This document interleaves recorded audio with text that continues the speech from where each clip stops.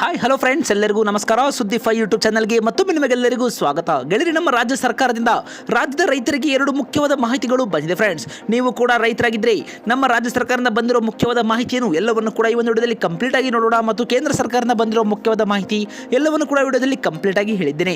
ದಯವಿಟ್ಟು ವಿಡಿಯೋನ ಪೂರ್ತಿಯಾಗಿ ನೋಡಿ ಮತ್ತು ವಿಡಿಯೋನ ಸ್ಟಾರ್ಟ್ ಮಾಡೋಕ್ಕಿಂತ ಮೊದಲು ಫ್ರೀಯಾಗಿ ಸಬ್ಸ್ಕ್ರೈಬ್ ಮಾಡಿ ಸುದ್ದಿ 5 ಯೂಟ್ಯೂಬ್ ಚಾನಲ್ಗೆ ಪಕ್ಕದಲ್ಲಿ ಕಾಣಿಸುವ ಬೆಲ್ ಬಟನ್ ಕ್ಲಿಕ್ ಮಾಡಿ ಆಲ್ ಎನ್ನುವ ಬಟನ್ ಒತ್ತಿ. ಇದರಿಂದ ಮುಂದೆ ನಾವು ಹಾಕುವೆಲ್ಲ ಹೊಸ ಹೊಸ ವಿಡಿಯೋಗಳನ್ನು ನೀವು ಮೊದಲು ನೋಡಬಹುದು ಫ್ರೆಂಡ್ಸ್. ಈ ವಿಡಿಯೋಗೆ ತಪ್ಪದೆ ಒಂದು ಲೈಕ್ ಮಾಡಿ. ಬನ್ನಿ ಗೆಳೆಯರೆ, ವಿಡಿಯೋನ ಸ್ಟಾರ್ಟ್ ಮಾಡೋಣ.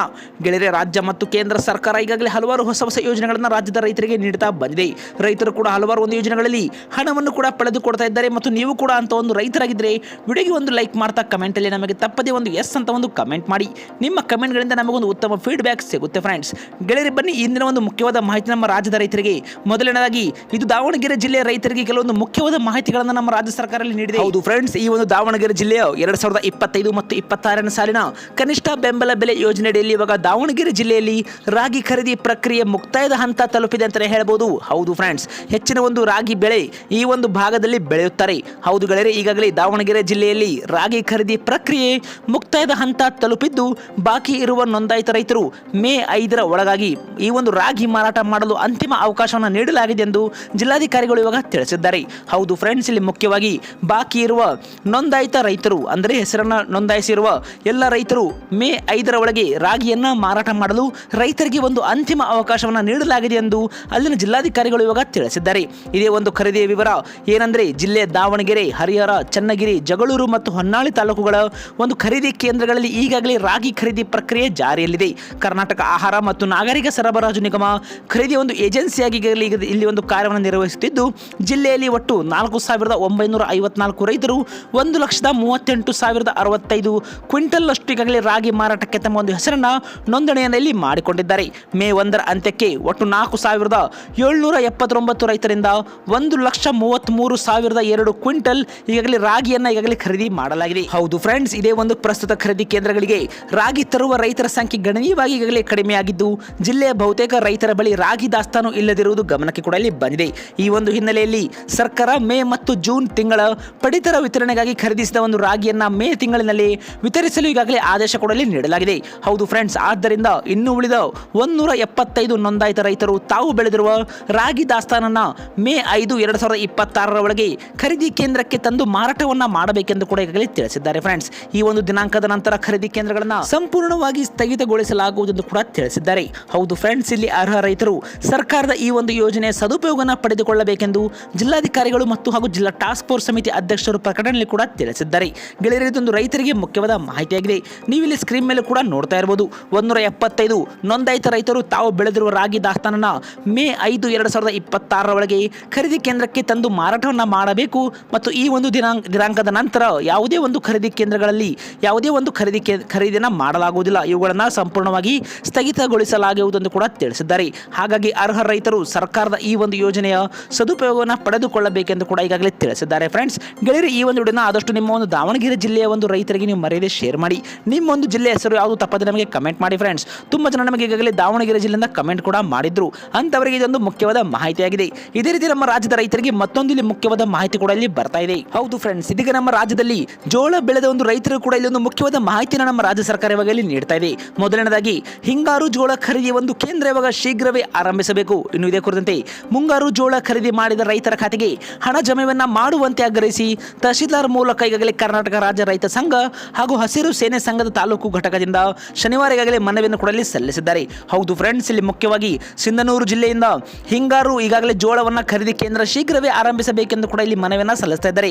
ಇನ್ನು ಇದೇ ಕುರಿತಂತೆ ಮುಂಗಾರು ಜೋಳ ಖರೀದಿಯನ್ನ ಮಾಡಿದ ರೈತರ ಒಂದು ಬ್ಯಾಂಕ್ ಖಾತೆಗಳಿಗೆ ಹಣವನ್ನು ಜಮೆ ಮಾಡುವಂತೆ ಇವಾಗ ಇಲ್ಲಿ ರೈತರು ಆಗ್ರಹಿಸಿದ್ದಾರೆ ಫ್ರೆಂಡ್ಸ್. ನಂತರ ರಾಜ್ಯದ ಪ್ರಧಾನ ಕಾರ್ಯದರ್ಶಿ ಅವರು ಕೂಡ ಇಲ್ಲಿ ಮಾತನಾಡಿ ಮುಖ್ಯವಾದ ಮಾಹಿತಿಗಳನ್ನು ಕೂಡ ಇಲ್ಲಿ ತಿಳಿಸಿದ್ದಾರೆ. ಹೌದು ಫ್ರೆಂಡ್ಸ್, ಈಗಾಗಲೇ ಜೋಳವನ್ನ ಖರೀದಿಯಾಗಿ 4-5 ತಿಂಗಳುಗಳು ಗತಿಸಿದೆ. ಇನ್ನೂ ರೈತರ ಒಂದು ಬ್ಯಾಂಕ್ ಖಾತೆಗಳಿಗೆ ಹಣ ಪಾವತಿಯಾಗಿಲ್ಲ. ರೈತರು ಸಾಲ ಮಾಡಿ ಜೋಳವನ್ನ ಬೆಳೆದಿದ್ದಾರೆ. ಆದರೆ ಅವರು ಸಾಲಕ್ಕೆ ಬಡ್ಡಿಯನ್ನ ಕಟ್ಟಿ ಕಷ್ಟದ ಕೂಪದಲ್ಲಿ ಸಿಲುಕಿದ್ದಾರೆ ಎನ್ನುವ ಒಂದು ಮಾಹಿತಿಯನ್ನು ಕೂಡ ಇಲ್ಲಿ ತಿಳಿಸಿದ್ದಾರೆ. ಹಾಗಾಗಿ ರೈತರ ಬ್ಯಾಂಕ್ ಖಾತೆಗಳಿಗೆ ಹಣವನ್ನ ಪಾವತಿ ಮಾಡಬೇಕು ಮತ್ತು ಹಿಂಗಾರು ಜೋಳ ಖರೀದಿ ಕೇಂದ್ರಗಳಲ್ಲಿ ಖರೀದಿಸುವ ಒಂದು ಕಾರ್ಯ ಕೂಡ ಶೀಘ್ರವೇ ಆರಂಭಗೊಳ್ಳಬೇಕೆಂದು ತಿಳಿಸಿದ್ದಾರೆ. ಇಲ್ಲದಿದ್ದಲ್ಲಿ ನುಸಿ ಹತ್ತಿ ಹಾಳಾಗುವ ಸಂಭವ ಇದೆ ಎಂದು ಕೂಡ ಅವರಲ್ಲಿ ತಿಳಿಸಿದ್ದಾರೆ ಫ್ರೆಂಡ್ಸ್. ಇದೊಂದು ರೈತರಿಗೆ ಮುಖ್ಯವಾದ ಮಾಹಿತಿಯಾಗಿದೆ.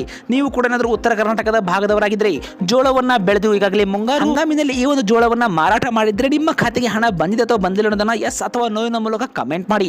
ನಿಮ್ಮ ಕಮೆಂಟ್ಗಳಿಂದ ನಮಗೆ ಒಂದು ಫೀಡ್ಬ್ಯಾಕ್ ಕೂಡ ಸಿಗುತ್ತೆ ಫ್ರೆಂಡ್ಸ್. ಆದರೆ ಇದುವರೆಗೂ 4-5 ತಿಂಗಳು ಆದರೂ ಕೂಡ ಹಲವಾರು ಜನ ರೈತರ ಒಂದು ಬ್ಯಾಂಕ್ ಖಾತೆಗಳಿಗೆ ಈ ಒಂದು ಜೋಳ ಖರೀದಿ ಆಗಿದ್ದು ಹಣ ಒಂದು ಬಿಡುಗಡೆ ಆಗಿಲ್ಲ. ಗೆಳೆಯರೆ, ನಿಮ್ಮ ಒಂದು ಅನಿಸಿಕೆಯನ್ನು ತಪ್ಪದೆ ನಮಗೆ ಕಮೆಂಟ್ ಮಾಡಿ.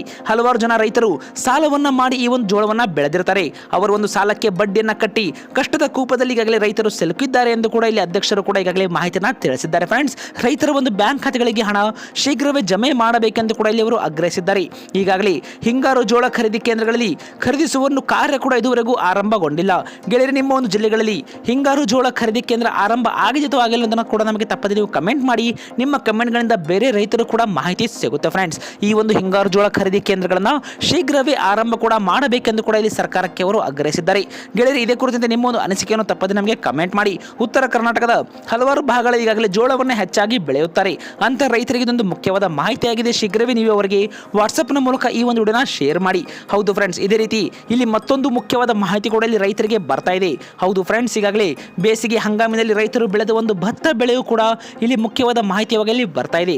ಹೌದು ಫ್ರೆಂಡ್ಸ್, ಇದೇ ಒಂದು ಬೇಸಿಗೆ ಒಂದು ಹಂಗಾಮಿನಲ್ಲಿ ರೈತರು ಬೆಳೆದಂತಹ ಭತ್ತ ಬೆಳೆಗೆ ಇವಾಗ ಬೆಲೆ ಕುಸಿತಕ್ಕೆ ಇವಾಗ ರೈತರು ಇಲ್ಲಿ ಸಂಕಷ್ಟಕ್ಕೆ ಸಿಲುಕಿದ್ದಾರೆ ಅಂತಾನೆ ಹೇಳ್ಬೋದು. ಹೌದು ಫ್ರೆಂಡ್ಸ್, ಈ ಒಂದು ಅಮೆರಿಕ ಮತ್ತು ಇರಾನ್ ಯುದ್ಧದ ಬಿಸಿ ಭತ್ತದ ಬೆಳೆಗೆ ತಟ್ಟಿದೆ ಅಂತಾನೆ ಹೇಳ್ಬೋದು. ಸರ್ಕಾರ ಭತ್ತ ಬೆಳೆಗೆ ಬೆಂಬಲ ಬೆಲೆಯನ್ನ ನೀಡಬೇಕು ಮತ್ತು ಇಲ್ಲಿ ರೈತರ ಹಿತವನ್ನ ಕಾಪಾಡಬೇಕೆಂದು ಕೂಡ ಇವಾಗ ಭತ್ತ ಬೆಳೆದ ರೈತರು ಜಿಲ್ಲಾ ಉಸ್ತುವಾರಿ ಸಚಿವರಿಗೆ ಇವಾಗ ಮನವಿಯನ್ನು ಕೂಡ ಮಾಡಿದ್ದಾರೆ. ಹೌದು ಫ್ರೆಂಡ್ಸ್, ಶಹಾಪುರ ಜಿಲ್ಲೆಯಿಂದ ಈ ಒಂದು ಮುಖ್ಯವಾದ ಮಾಹಿತಿ ಕೂಡ ಇಲ್ಲಿ ಬರ್ತಾ ಇದೆ. ಬೇಸಿಗೆ ಒಂದು ಹಂಗಾಮಿನಲ್ಲಿ ರೈತರು ಬೆಳೆದ ಭತ್ತ ಬೆಳೆಗೆ ಬೆಲೆ ಕುಸಿತಕ್ಕೆ ಇವಾಗ ರೈತರಲ್ಲಿ ಸಂಕಷ್ಟಕ್ಕೆ ಈಡಾಗಿದ್ದಾರೆ ಫ್ರೆಂಡ್ಸ್. ಅಮೆರಿಕ ಮತ್ತು ಇರಾನ್ ಯುದ್ಧದ ಬಿಸಿ ಭತ್ತ ಬೆಳೆಗೆ ಇವಾಗ ತಟ್ಟಿದೆ ಅಂತಾನೆ ಹೇಳ್ಬೋದು. ಸರ್ಕಾರ ಭತ್ತ ಬೆಳೆಗೆ ಶೀಘ್ರವೇ ಬೆಂಬಲ ಬೆಲೆಯನ್ನ ನೀಡಬೇಕೆಂದು ಕೂಡ ಈಗಾಗಲೇ ಆಗ್ರಹಿಸಿದ್ದಾರೆ. ಭತ್ತ ವಿವಿಧ ತಳಿಗಳಿಗೆ 15 ದಿನಗಳ ಹಿಂದೆ ಉತ್ತಮ ಧಾರಣೆ ಇತ್ತು, ಇದೀಗ ಇದರ ಒಂದು ಬೆಲೆ ಕುಸಿತವಾಗಿದೆ. ಹೌದು ಫ್ರೆಂಡ್ಸ್, ಇದೇ ಕುರಿತಂತೆ ಒಂದು ಕೆಲವೊಂದು ಮುಖ್ಯವಾದ ಮಾಹಿತಿಗಳು ಕೂಡ ಇಲ್ಲಿ ಬಿಡುಗಡೆ ಮಾಡಿದ್ದಾರೆ. ಭತ್ತದ ಒಂದು ವಿವಿಧ ತಳಿಗಳಿಗೆ 15 ದಿನಗಳ ಹಿಂದೆ ಇದ್ದ ಒಂದು ಬೆಲೆ ಇವಾಗ ಸಿಗ್ತಾ ಇಲ್ಲ. ಇದೀಗ ಪ್ರತಿ 70 ಕೆಜಿ ಭತ್ತಕ್ಕೆ 500 ರೂಪಾಯಿಗಳ ಒಂದು ಕುಸಿತ ಕಂಡಿದ್ದು 70 ಕೆಜಿ ಭತ್ತ ಇವಾಗ 1600 ರೂಪಾಯಿಗಳ ಒಂದು ಆಸುಪಾಸಲ್ಲಿದೆ ಎಂದು ಕೂಡ ಇಲ್ಲಿ ಮಾಹಿತಿ ಬರ್ತಾ ಇದೆ ಫ್ರೆಂಡ್ಸ್. ಪ್ರತಿ ಎಕರೆಗೆ 40,000 ವೆಚ್ಚವನ್ನು ಕೂಡ ಇಲ್ಲಿ ರೈತರಲ್ಲಿ ಮಾಡಿದ್ದಾರೆ. ಇಳುವರಿ ಪ್ರತಿ ಎಕರೆಗೆ 30 ರಿಂದ 32 ಚೀಲ ಮಾತ್ರವೇ ಬಂದಿದೆ. ಆದರೆ ಜಮೀನು ಗುತ್ತಿಗೆ ಪಡೆದು ಭತ್ತ ಬೆಳೆದ ರೈತರು ಮಾತ್ರ ಸಾಲದ ಸುಳಿಯಲ್ಲಿ ಸಿಲುಕಿದ್ದಾರೆ ಎಂದು ಕೂಡ ಈಗಾಗಲೇ ರೈತ ಮುಖಂಡರು ಇಲ್ಲಿ ತಿಳಿಸಿದ್ದಾರೆ. ಹೌದು ಫ್ರೆಂಡ್ಸ್, ಇವಾಗ 500 ರೂಪಾಯಿಗಳ ಒಂದು ಬೆಲೆಯಲ್ಲಿ ಕುಸಿತವಾಗಿದೆ ಅಂತ ಹೇಳ್ಬೋದು. ಪ್ರತಿ 70 ಕೆಜಿ ಭತ್ತಕ್ಕೆ ಹಲವಾರು ಒಂದು ಜಿಲ್ಲೆಗಳಲ್ಲಿ ಈ ಒಂದು ಅಭಾವ ಇವಾಗ ರೈತರಿಗೆ ಇಲ್ಲಿ ಕಾಡ್ತಾ ಇದೆ. ಹೌದು ಫ್ರೆಂಡ್ಸ್, ಇವಾಗ ಕೇವಲ 70 ಕೆಜಿ ಭತ್ತಕ್ಕೆ 1,600 ರೂಪಾಯಿಗಳು ಮಾತ್ರವೇ ಇಲ್ಲಿ ರೈತರಿಗೆ ಸಿಗ್ತಾ ಇದ್ದು ಪ್ರತಿಯೊಂದು ಎಕರೆಗೆ 40,000ಕ್ಕೂ ಹೆಚ್ಚು ಒಂದು ರೈತರು ಇಲ್ಲಿ ಹಣವನ್ನು ಕೂಡ ಇಲ್ಲಿ ವೆಚ್ಚವನ್ನ ಮಾಡಿರ್ತಾರೆ. ಇಳುವರಿ ಕೇವಲ ಪ್ರತಿ ಎಕರೆಗೆ 30 ರಿಂದ 32 ಚೀಲ ಇಲ್ಲಿ ಬಂದಿರೋದು ಹಲವಾರು ಜನ ರೈತರಿಗೆ ಇದೊಂದು ಸಂಕಷ್ಟಕ್ಕೆ ಈಡು ಮಾಡಿದೆ ಫ್ರೆಂಡ್ಸ್. ಆದರೆ ಜಮೀನನ್ನು ಗುತ್ತಿಗೆ ಪಡೆದು ಭತ್ತವನ್ನ ಬೆಳೆದಂತಹ ರೈತರು ಮಾತ್ರ ಇವಾಗ ಸಾಲದ ಸುಳಿಯಲ್ಲಿ ಸಿಲುಕಿದ್ದಾರೆ ಎಂದು ಕೂಡ ಇಲ್ಲಿ ಮುಖಂಡರು ಇವಾಗ ತಿಳಿಸಿದ್ದಾರೆ. ಗೆಳೆಯರೆ, ನೀವು ಒಂದು ಯಾವ ಜಿಲ್ಲೆಯಿಂದ ನಮ್ಮ ಒಂದು ವಿಡಿಯೋನ ನೋಡ್ತಾ ಇದ್ದೀರಿ ತಪ್ಪದೆ ನಮಗೆ ಕಮೆಂಟ್ ಮಾಡಿ.